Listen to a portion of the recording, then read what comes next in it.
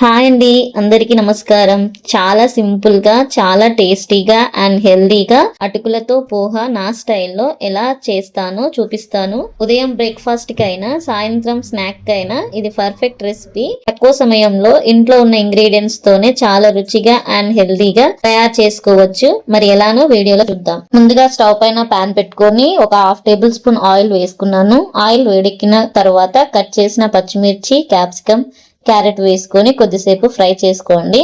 ఇలా ఫ్రై అయిన తర్వాత కట్ చేసిన ఆనియన్ వేసుకొని ఆనియన్స్ సాఫ్ట్ అయ్యేంత వరకు ఫ్రై చేయండి. ఇప్పుడు ఒక రెమ్మ కరివేపాకు, హాఫ్ టీ స్పూన్ సాల్ట్ వేయడం వల్ల వెజిటేబుల్స్ తొందరగా మగ్గిపోతాయండి. ఇప్పుడు చిటికెడు పసుపు, అలాగే నేను half teaspoon garlic paste వేసానండి.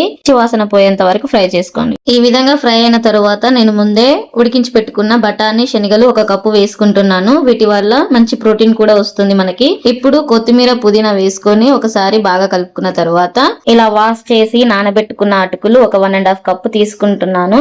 వీడియోలో చూపిస్తున్న విధంగా పొడిగా ఉండాలండి అటుకులు. అప్పుడే మనకి పోహ పొడిగా వస్తుంది. ఫైనల్ గా దించే ముందు టేస్ట్ కి సరిపడా సాల్ట్ వేసుకోండి. అలాగే కట్ చేసిన సగం చిన్న నిమ్మకాయ జ్యూస్ వేసుకొని సర్వ్ చేసుకొని తింటే ఉంటుంది. ఆహా, రుచి అద్భుతం అండి. తప్పకుండా మీరు ట్రై చేసి ఈ రెసిపీ ఎలా వచ్చిందో కమెంట్ చేయండి. మరిన్ని వీడియోస్ కోసం నా ఛానల్ ని సబ్స్క్రైబ్ చేసుకోండి. Thanks for watching.